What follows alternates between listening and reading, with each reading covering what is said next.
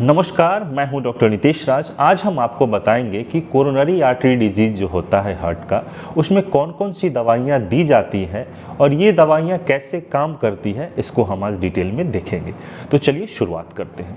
सबसे पहले बात ये याद रखें कि कोरोनरी आर्टरी डिजीज़ को हम इस्केमिक हार्ट डिजीज़ या कोरोनरी हार्ट डिजीज़ नाम से भी जानते हैं। मतलब ये तीनों नाम जो है सेम है। अब देखिए कि ये कोरोनरी आर्टरी डिजीज जो है, इसके अंदर दो स्पेक्ट्रम आता है। एक होता है एंजाइना, याद रखिएगा, एंजाइना बस थोड़ा टफ है, नाम याद रखिए। और एक होता है हार्ट अटैक। मतलब अगर हम ब्रॉडली बोले तो ऐसे तो इसके अंदर चार चीज़ें आती हैं जो मैंने यहाँ दिया है, आप देख लेंगे। लेकिन जस्ट समझाने के लिए दो चीज़ें आती हैं, पहला कि एंजाइना और दूसरा हार्ट अटैक। अब हम ये देखते हैं कि आखिर ये शुरू कैसे होता है, ये प्रोसेस जो है एंजाइना का या हार्ट अटैक का, ये कैसे इनिशिएट होता है। तो देखिए, हमारा जो हार्ट है 24 आवर जो है हार्ट बीट करते रहता है, पंप करता है। तो इसको भी एनर्जी चाहिए, ऑक्सीजन चाहिए। तो इसको एनर्जी और ऑक्सीजन जो प्रोवाइड करता है, हार्ट में मेन जो है दो आर्टरी होती है, लेफ्ट कोरोनरी आर्टरी और राइट कोरोनरी आर्टरी। इसके माध्यम से हार्ट को जो है ब्लड सप्लाई मिलता है और ब्लड के थ्रू ऑक्सीजन मिलता है। और ये दोनों आर्टरी का जो है दो दो ब्रांच होता है, लेफ्ट वाले का भी दो ब्रांच निकलता है और राइट वाले का भी दो ब्रांच निकलता है। अब अगर मान लीजिए कि कभी भी ये किसी भी ब्रांच में जो है कोरोनरी आर्टरी का जो ब्रांच है, इसमें अगर कोई प्लाक जम जाए। अब प्लाक क्या होता है कि उसके ल्यूमेन में, मतलब जो खून की नली है उसके इनर सरफेस में अगर कुछ जो प्लाक डिपॉजिट होना शुरू हो जाए। अब ये डिपॉजिट क्यों होते हैं? ये डिपॉजिट का मेन कारण है जो है, अगर आप स्मोकिंग कर रहे हैं, ओवरवेट है, कोलेस्टेरॉल बहुत ज़्यादा है, तो मेनली कोलेस्टेरॉल, वैक्सी सब्सटेंस और ब्लड का बहुत सारा कंपोनेंट मिलके और वहाँ पे एक प्लाक बना देता है। और इस प्लाक के ऊपर एक कवरिंग होता है, मेम्ब्रेन बन जाता है। बट होता क्या है कि मैक्सिमम केस में जो है ये जो ल्यूमेन है, जो कोरोनरी आर्टरी का जो रास्ता होता है, अगर 60% 50% ऐसे तक ब्लॉक कर देता है, 70% या 70% से ज़्यादा जब ब्लॉकेज हो जाता है ये प्लाक के चलते, तब जाके कुछ सिम्टम आना शुरू होता है। अब सिम्टम क्या होगा? नॉर्मली जो है 30% भी अगर खुला है रास्ता तो उससे जो है ऑक्सीजन जो है मिल जाएगा, ब्लड पास कर जाएगा और हार्ट को ऑक्सीजन मिल जाएगा। लेकिन अगर 70 या 70 से ज़्यादा होता है तो तकलीफ आती है। तकलीफ क्यों आती है और कब आती है? तो तकलीफ मेनली आती है जब आप जो है हार्ड वर्क करने लगते हैं, जो फिजिकल वर्क अगर ज़्यादा हो रहा है, उस कंडीशंस में जो है हार्ट को भी जो है ऑक्सीजन का डिमांड बढ़ जाता है। और बढ़े हुए डिमांड की सप्लाई जो है इस जो पतली जो संकीर्ण हो गई है और जो प्लेक बन गया है आर्टरी में, उससे भरपाई नहीं हो पाती है, क्योंकि रास्ता तो 30% 20% ही खुला हुआ है। इस कंडीशंस में आपको जो है चेस्ट पेन होता है। जब भी जो है आप ज़्यादा काम करने लगते हैं तो चेस्ट पेन होता है। इसको हम बोलते हैं मेडिकल टर्म में स्टेबल एंजाइना, कि पेशेंट स्टेबल है, एंजाइना हो रहा है, मतलब चेस्ट पेन हो रहा है। और चेस्ट पेन कब हो रहा है? तो जब वो काम करने लग रहा है, दौड़ने लग रहा है, चलने फिरने लग रहा है, सीढ़ी चढ़ रहा है या फिजिकल वर्क कर रहा है, उस कंडीशन में हो रहा है। तो इस कंडीशन को जो है मैनेजेबल है, मैनेज किया जा सकता है। लेकिन इसके बाद का एक कंडीशन होता है कि मान लीजिए कि 60% या 70% ब्लॉकेज है, जो कि प्लाक्स के चलते ब्लॉकेज है, और वो जो मेम्ब्रेन है, जो झिल्ली है, अगर वो झिल्ली जो है रप्चर कर जाए, फट जाए, रप्चर किसी कारण से फट जाए, स्ट्रेस के चलते, स्मोकिंग के चलते, हाई ब्लड प्रेशर के चलते, बहुत सारा कारण है जिसके चलते जो ऊपर का जो वो मेम्ब्रेन है वो अगर फट जाता है, उसके बाद क्या होता है कि शरीर समझता है कि वहां पे इंजुरी हुई है। जो 60% या 50% जो ब्लॉकेज है वहां इंजुरी हुई है, और उसको इंजुरी को हील करने के लिए बहुत सारे कंपोनेंट, ब्लड कंपोनेंट जो होते हैं, जिसमें प्लेटलेट्स है, फिब्रिन है, कैल्शियम है, बहुत सारी चीजें वहां पे एक अचानक से गशिंग करते हैं, वहां पे डिपॉजिट हो जाते हैं। और जो 60% जो था प्लाक, वो अब उसमें जो 40% और एक्स्ट्रा जो ये थ्रोम्बस बन जाता है, और ये ओवरऑल 100% ब्लॉक कर देता है। मतलब 60% मान लीजिए कि किसी का था प्लाक, अब ये 40% जो है इसको भरपाई जो है, ये हीलिंग करने के चक्कर में जो है बॉडी जो है वहां पे थ्रोम्बस बन गया और वो ओवरऑल वो पूरा रास्ता ब्लॉक हो गया। और जब पूरा रास्ता ब्लॉक हो जाएगा तो आपको मालूम है कि हार्ट में जो है ब्लड सप्लाई नहीं जाएगा, और ब्लड सप्लाई नहीं जाएगा तो ऑक्सीजन नहीं जाएगा, जिसके चलते हार्ट सेल्स जो है मायोकार्डियम का जो है डेथ होगा, और डेथ के चलते आपको सीवियर पेन होगा, जो कि पेन रेडिएट करेगा इधर या जॉ लाइन में भी आएगा, आपके बाहों में आएगा, लेफ्ट साइड में आपको वोमिटिंग होगा, फेंटिंग भी हो सकता है, बहुत पसीना होगा। तो ये सब चीजें आपको मिलती हैं। तो ये होता है हार्ट अटैक। लेकिन पहले आपको एक संकेत मिला था कि हाँ आपका ब्लॉकेड है, और अगर आप चल रहे हैं, दौड़ रहे हैं, काम कर रहे हैं तो आपको एंजाइना हो रहा है, चेस्ट पेन हो रहा है। और इस समय अगर आप अपने डॉक्टर से दिखा लेते और जो मेडिसिन खाते और प्रिकॉशंस अगर आप लेते, तो फिर ये नौबत नहीं आती कि मेम्ब्रेन अगर रप्चर किया तो वहां जाके थ्रोम्बस बन गया, क्योंकि ऐसी ऐसी दवाइयां दी जाएगी जो थ्रोम्बस नहीं बनने देता है।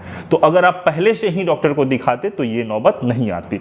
तो इस्कीमिया जो हुआ, इस्कीमिया मतलब हो गया कि ब्लड सप्लाई कम हुआ, तो उसी के चलते जो है एंजाइना हुआ, मतलब चेस्ट पेन हुआ। और ये एंजाइना अगर है दवा से ठीक हो जाता है, स्टेबल एंजाइना बोलते हैं। अगर ये प्रोग्रेस किया और इसमें रप्चर हुआ तो फिर जाके जो है हार्ट अटैक होता है।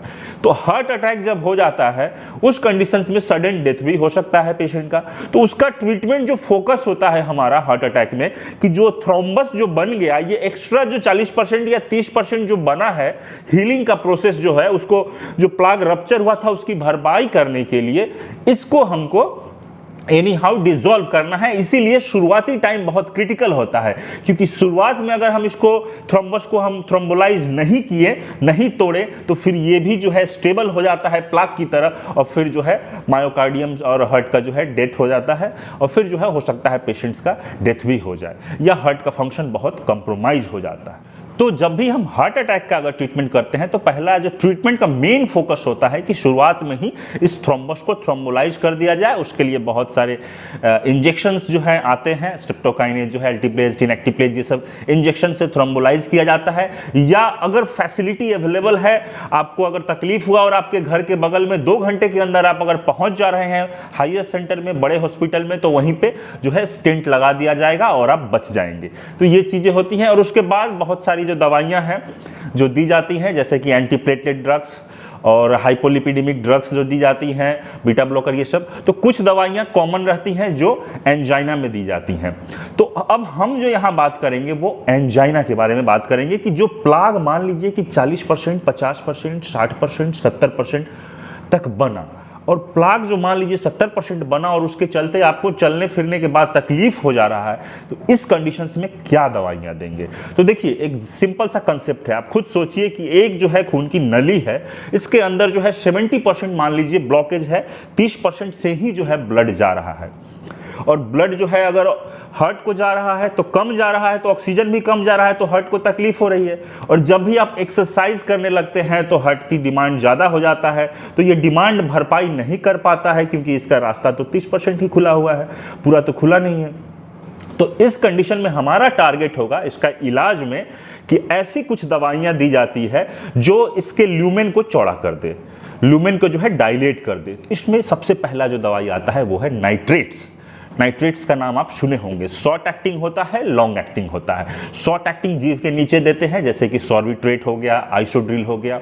लॉन्ग एक्टिंग भी है, नाइट्रोकॉन्टिन एसआर करके आता है, एनजीस्पान टीआर करके आता है। तो ये लॉन्ग मतलब एक्टिंग जो है पेशेंट को दिया जाता है ताकि आप डेली खाते रहिए और ल्यूमेन जो है आपका चौड़ा रहेगा, तो तकलीफ नहीं होगी, और आप अगर चल फिर करेंगे तो बहुत ज़्यादा तकलीफ नहीं होगी, ऑक्सीजन डिमांड की भरपाई हो जाएगी। नाइट्रेट्स के अलावा और कौन सी दवाइयां दी जाती है? तो फर्स्ट लाइन तो नाइट्रेट्स है।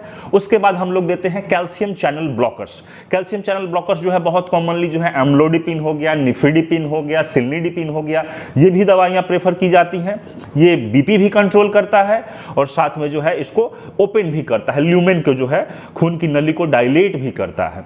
तीसरी अगर दवाई की अगर हम बात करते हैं तो निकोरैंडिल होता है। हालांकि ये सब लास्ट में प्रेफर करते हैं। फर्स्ट लाइन नाइट्रेट्स होता है, फिर उसके बाद अगर नहीं अच्छा काम किया तो सीसीबी, कैल्शियम चैनल ब्लॉकर्स, और फिर उसके बाद निकोरैंडिल देते हैं। ये भी जो है वो ओपन करता है, उस रास्ता को डायलेट करता है। और क्या कर सकते हैं जिससे कि वहां पे अच्छे से ब्लड मिले और ऑक्सीजन मिले हार्ट को?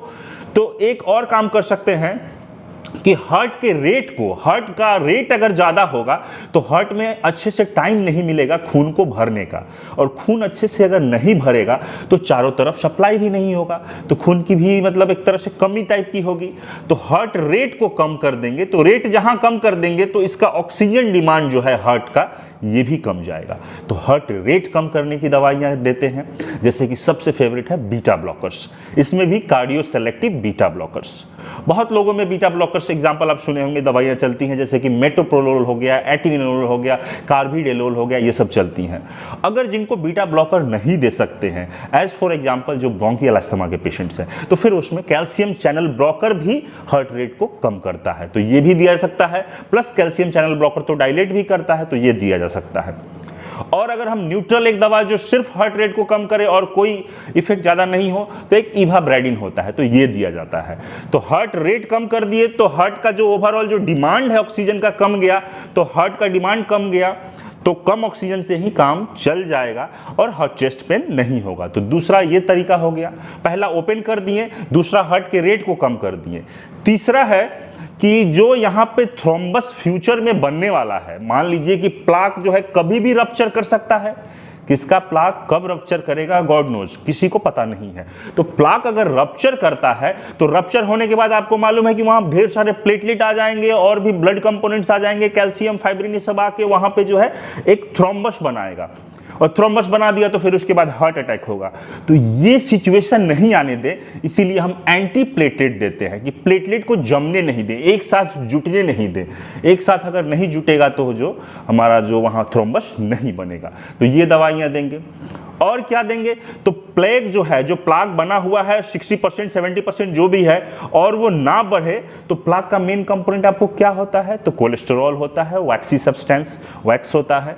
तो कोलेस्टेरॉल कम करने की दवाइयां दे देंगे, जैसे कि एटोरवास्टेटिन हो गया, रोशुवास्टेटिन हो गया, ट्राइग्लिसराइड कम करने की दवाइयां दे देंगे। स्मोकिंग बोलेंगे ये सब कि आप स्मोकिंग छोड़ दो। अब साथ में एक और दवाइयां दी जाती हैं जो क्या करती हैं कि हार्ट को जो है ऑक्सीजन की सप्लाई जो कम हो रही है, उसी कम ऑक्सीजन की सप्लाई से हार्ट को बोलती है कि आप यूज्ड टू हो जाओ, कि इसी कम सप्लाई से ही काम चलाओ।